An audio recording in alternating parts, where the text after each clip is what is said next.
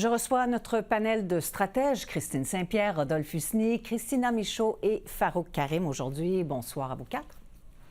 Bonsoir. Bonsoir. Bonsoir. Commençons évidemment par cette nouvelle importante aujourd'hui. C'est 8 de dépenses. Ça a été annoncé hier, mais il y a eu beaucoup de réactions aujourd'hui. L'opposition, d'ailleurs, les conservateurs disent qu'ils vont voter contre ça. Et l'opposition dit en fait que le gouvernement Carney est pire que celui de Justin Trudeau dans ses dépenses. Est-ce que c'est le cas? Je vous pose la question. Je commence par vous, Rodolphe. Bien, écoutez, moi, je pense que tout d'abord, on fait tout à l'envers. Ça veut dire on ne peut pas comme ça déposer sans avoir une véritable mise à jour économique, voter sur des crédits budgétaires. Et oui, on s'attendait à ce que les dépenses soient plus importantes. Même M. Carney lui-même parlait de 9 d'augmentation des dépenses dans le discours du trône. Mais on doit avoir une image claire des finances publiques et je trouve que c'est inacceptable d'abord d'avoir cette décision de reporter le budget à l'automne et de deux, il n'y a aucune justification pour ne pas avoir immédiatement une mise à jour économique, savoir l'état des revenus et des dépenses, aussi des tarifs, et aussi de demander l'avis du directeur parlementaire du budget, par exemple, avant de comme ça demander aux députés de voter sur des crédits budgétaires. Christine, votre réaction là-dessus? Les Canadiens ont élu un banquier, un financier. Alors moi, je trouve que c'est tout à fait irresponsable, comme le dit Rudy, qu'on n'ait pas de mise à jour économique. On a l'impression qu'on a affaire à des magiciens.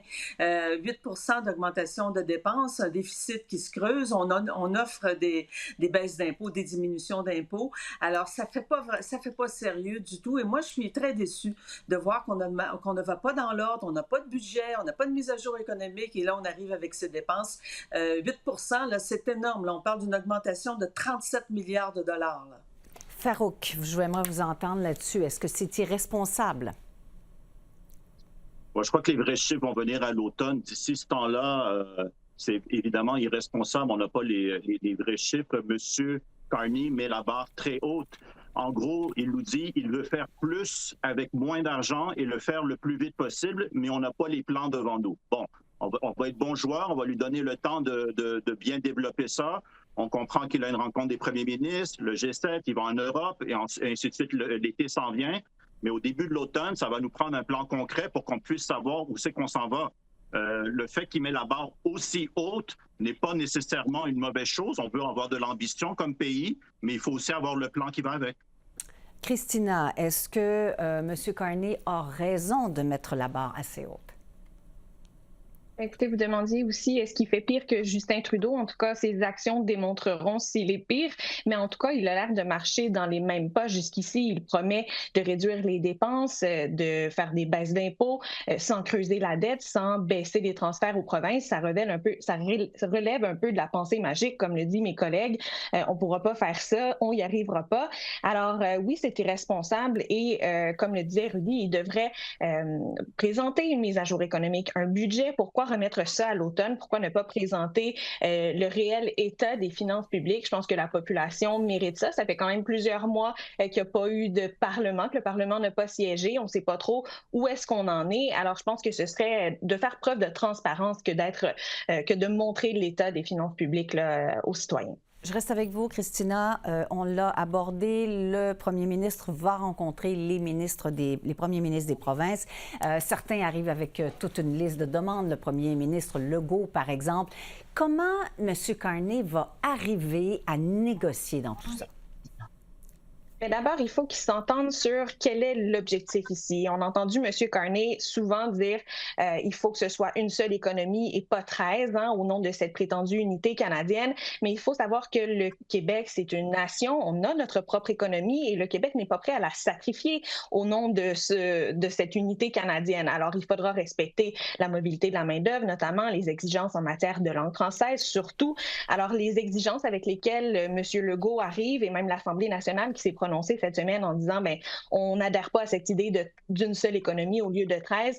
Alors, il faudra que des concessions soient faites et je pense qu'on peut y arriver aussi avec les premiers ministres des autres provinces. Il y a des compromis qui peuvent être faits, mais il va falloir que M. Carney mette de l'eau dans son vin. Il ne faut pas que ce soit fait au détriment des intérêts des Québécois et ce sera là où ce sera un peu plus difficile d'y arriver, selon moi. Bon, ne pas sacrifier l'économie du Québec. Christine, comment vous réagissez à ça? Est-ce qu'il est question de sacrifier l'économie de certaines provinces? Il ne pourra pas décréter à toutes les provinces ses bonnes volontés, là. Alors, M. Legault va arriver, bien sûr, avec sa liste d'épiceries. Il parle en matière d'électricité, la ligne de transmission entre Terre-Neuve et le Québec. M. Legault demande 7 milliards de dollars, en plus de 22 milliards minimum. Alors, les montants vont être absolument faramineux et il va falloir qu'il y ait du donnant-donnant, mais abattre toutes les barrières tarifaires, des barrières entre les provinces. Ça m'apparaît un exercice très difficile. Comme l'a si bien dit Christina, les exigences en matière de main-d'œuvre, les exigences en matière linguistique, là, ça va représenter un défi. Alors, M. Carney va devoir jouer beaucoup aux diplomates et ne pas arriver avec une attitude « c'est moi qui ai la marche, puis vous autres, les provinces, vous allez suivre ». Rodolphe, est-ce que ça va être périlleux comme exercice? Ben, écoutez, je pense que ça va être difficile, mais c'est M. Carney aussi, il ne faut pas l'oublier, c'est lui qui a demandé aux provinces que les provinces donnent leurs priorités, par exemple en termes d'infrastructure, par exemple en termes de grands projets nationaux. Donc, écoutez, ça va être, les provinces font bien d'aller puis de montrer ces projets-là, comme le Québec, par exemple, de parler d'hydroélectricité. Après, c'est à M. Carney ensuite de répondre et de voir quelle sera l'aide ou le financement du fédéral. Moi, je serais très intéressé à voir ce fameux corridor énergétique qu'on parle, ça va ressembler à quoi? Et c'est ça, moi, en tout cas, que je vais regarder après ces fameuses discussions. Oui, pour les barrières interprovinciales, tout à fait, mais ça, c'est un tango qu'il faut danser à la fois entre les provinces, entre elles, et avec le gouvernement fédéral. Farouk, est-ce que M. Carney va arriver à s'en sortir? Parce qu'en fait, lui a un grand idéal, bien sûr, et il en a parlé en campagne, mais les premiers ministres avec qui il va devoir négocier, bien sûr, vont avoir des demandes. Alors, qu'est-ce qui risque de se passer? M. Carney, apparemment, ça fait un bout qu'il pense à devenir premier ministre. J'imagine qu'il a étudié le fédéralisme à fond. Pour accomplir ses projets, il aura besoin de l'accord des premiers ministres provinciaux parce qu'il n'y a rien qui va se faire sans cela. Il aura besoin aussi de l'accord de communautés autochtones en passant. Donc, il est condamné à s'entendre avec ces gens-là s'il veut que son agenda continue d'avancer. Maintenant, M. Carney sait très bien aussi qu'une rencontre de premiers ministres provinciaux, c'est comme rentrer dans un labyrinthe. La seule façon pour un premier ministre fédéral de s'en sortir, c'est de rentrer avec beaucoup d'argent et d'en sortir avec peu. Ça risque de se passer comme ça. Un dernier tour de table. Rapidement, un mot sur le G7, le Canada et l'autre du G7. Évidemment, on s'attend à quoi très vite en quelques mots? Je commence par vous, Farouk.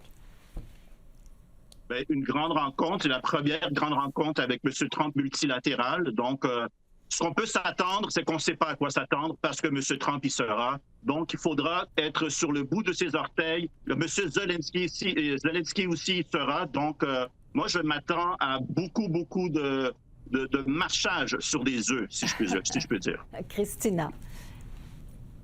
C'est le premier grand rendez-vous international, si on peut dire, pour M. Carney. Alors, je pense que les attentes sont hautes. Il aura des discussions importantes à avoir avec ses partenaires. Et il ne faudra pas que ça se transforme en le Trump Show aussi. La dernière fois qu'il est venu, c'est au G7 de Charlevoix. Alors, et ça ne s'était pas super bien passé quand il était parti. Alors, toute l'attention était tournée vers lui. Et c'est difficile quand M. Trump entre dans une pièce que toute l'attention ne soit pas tournée vers lui. Alors, il faudra que M. Carney sache sortir son épingle du jeu. Rapidement, Rodolphe, est-ce que ça risque d'être ça, un Trump show? Oui, c'est sûr que M. Trump va prendre beaucoup d'attention, les tarifs, bien évidemment, la défense nationale. Moi, je m'attends et j'espère que M. Carney va positionner le Canada, comme il a dit, comme une superpuissance énergétique par rapport à la France, à l'Angleterre, à l'Allemagne, à des marchés en Asie aussi, par exemple. Donc, ce sera le temps de parler de la superpuissance énergétique du Canada, mais de se faire rabrouer peut-être sur la défense. Christine, en un mot, vous vous attendez à quoi? Je m'attends à ce que Donald Trump essaie de voler le show, évidemment. Alors, il faudra que Mark Carney agisse en premier ministre du Canada. Il reçoit le G7, très important. Il a fait des rencontres préliminaires. Alors, bien sûr, c'est très, ça va être vraiment... Il est sur le fil de fer pour Mark Carney, cette rencontre-là. Alors, on verra tout ça bientôt. Merci à vous quatre. Au revoir. Merci.